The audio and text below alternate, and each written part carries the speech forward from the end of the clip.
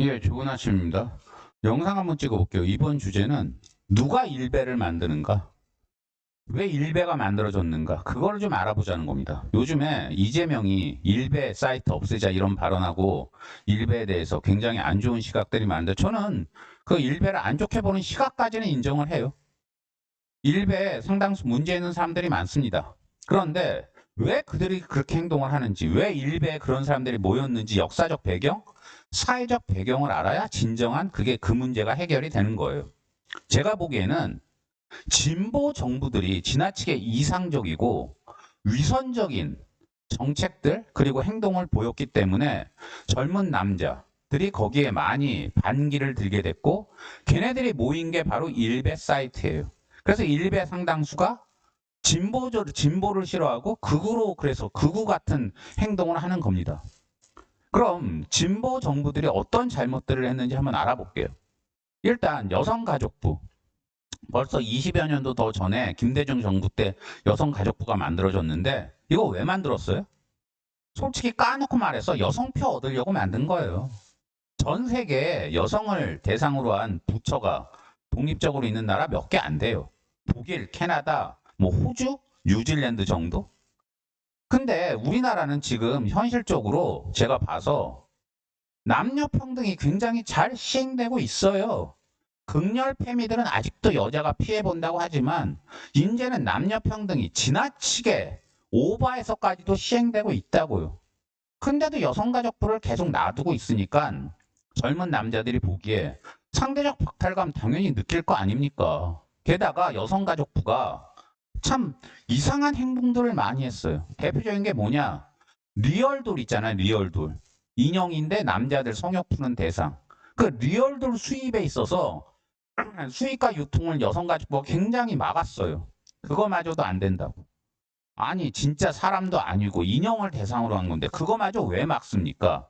가뜩이나 요즘 인터넷 때문에 남녀 모두 눈이 높아져서 연애가 힘들고 그러니까 젊은 남자들이 성욕을 어디서 풀기가 힘들고 그렇다고 성매매 하기는 그렇잖아요. 그거 자체가 불법이고 그래서 인형을 대상으로라도 풀겠다는데 그거마저 막으면 어쩌자는 거예요 도대체. 게다가 또 여성가족부가 지금은 그나마 좀 잠잠해졌지만 8, 9년 전에 그 미투 운동 한창 시끄러울 때 성범죄에 있어서 거의 유죄 추정 비슷한 입장을 여성가족부가 취했어요. 그러니까 무죄 추정이 모든 형사 범죄에 있어서는 원칙인데 성범죄만큼은 무조건 신고만 들어가면 무조건 신고된 사람이 범인 맞다. 이런 식으로 유죄 추정 비슷한 스탠스를 여성가족부가 취했다고요. 물론 과거에 남자들이 잘못한 게 많아서 그래서 미투 운동이 발생한 거 저 이해합니다. 그리고 남자들 그런 나쁜 짓 한 놈들 당연히 처벌받아야 돼요. 하지만 꽃뱀들도 있잖아요, 분명히. 현실에서. 그리고 남자를 무고하는 여자들도 있잖아요.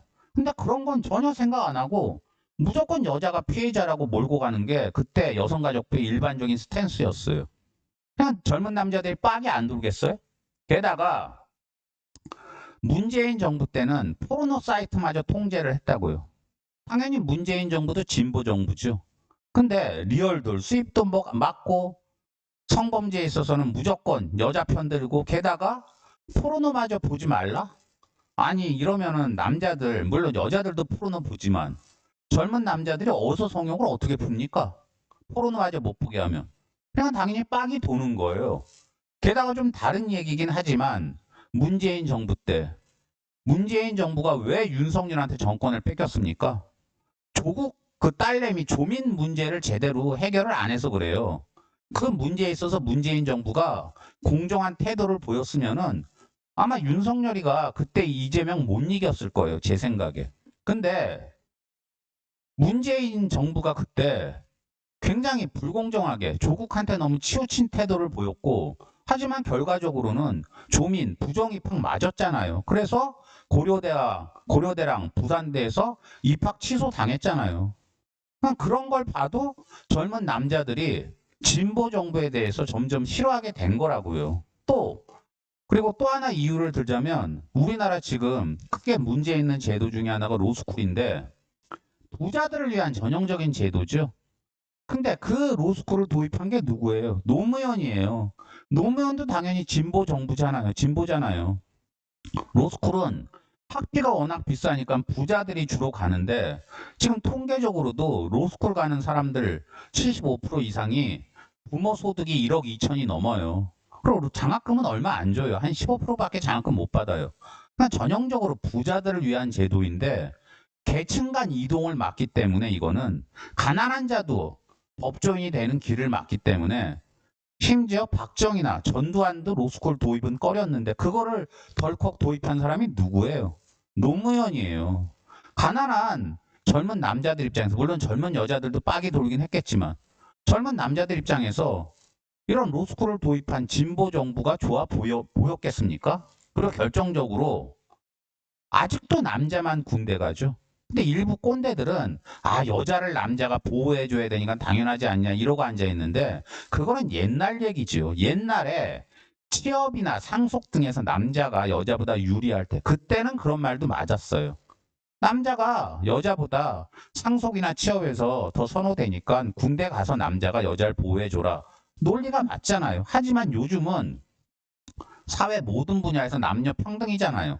취업이고 상속이고 간에 남녀 평등인데 왜 남자만 군대 갑니까? 이스라엘 같이 상당수 나라는 여자도 군대 가는데.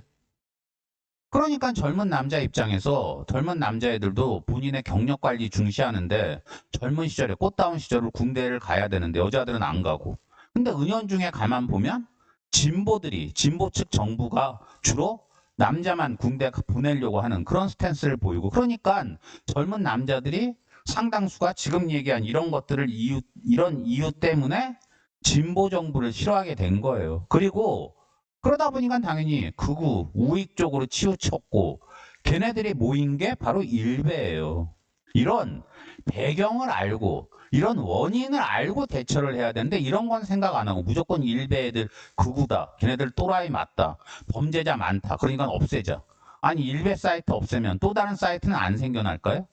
일베를 없앤다고 일베 사이트 없앤다고 거기 있는 젊은 남자애들 성향이 사라지는 게 아닌데 왜 그런 거기 있는 젊은 남자들이 그런 성향을 가졌는지 지금 제가 다 설명했잖아요.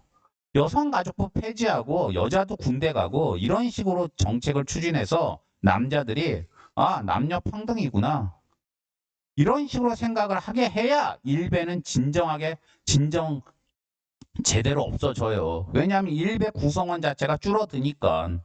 근데 지금처럼 남자만 군대 가고 여성가족부 계속 존치시키면 일베도 계속 살아있을 수밖에 없어요. 제 이 채널이 지금 10%밖에 안 돼요. 여자들 그 구독자는. 그래서 아마 이 영상 보고 또 상당수 여자분들이 기분 나쁘다고 뭐 구독 취소하실 것 같은데 어쩔 수 없어요. 저는 구독자나 돈 보고 영상 만드는 게 아니라 할 말을 하는 사람이고 이거는 제가 이 말은 해야 되겠으니까. 지금 이거는 일베만을 욕할 문제가 아니기 때문에.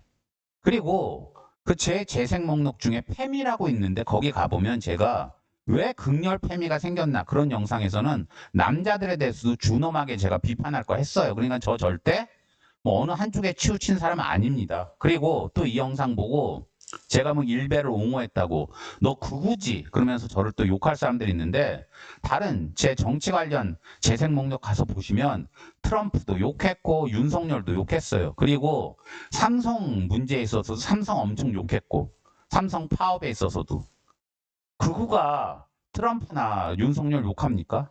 그러니까 저는 극우도 아니고 극자도 아니에요. 그리고 남자 편도 아니고 여자 편도 아니고 제 생각에 까야 될 건 까고 비난할 건 비난합니다.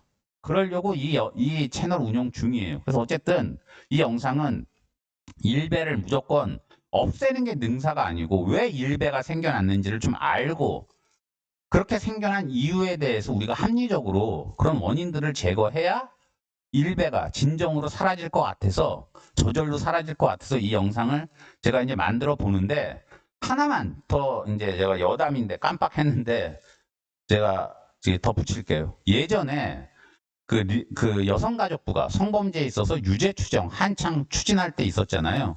추진이라기보다 그런 스탠스 보일 때 미투 운동 한창일 때 제가 모 협회에 가서 그 협회에서 제가 성적 비위 관련되는 징계 사건에 있어서 외부 전문가로 참석을 했는데 저처럼 어떤 외부 전문가로 또 참석한 어떤 여자 변호사가 있었는데 그 변호사가 그때 대놓고 그랬어요. 피해자가 당했다고 그러면 당한 게 맞다고. 저는 다른 사람도 아니고 법에 대한 전문가인 변호사란 사람이 그렇게 말도 안 되는 주장을 하는 거 보고 완전 학을 뗐는데 그 여자 변호사가 그때 전형적으로 성범죄에 있어서는 유죄 추정 비슷한 그런 태도를 보여서 저랑 한판 붙었었는데 그런 게 생각이 나네요. 그래서 그런 사람들, 지금도 그런 사람들이 일부 있는 것 같은데 그런 사람들이 오히려 일배를 만들어내는 사람들이라는 걸 저는 꼭 얘기하고 싶습니다. 예, 영상 마치겠습니다. 감사합니다.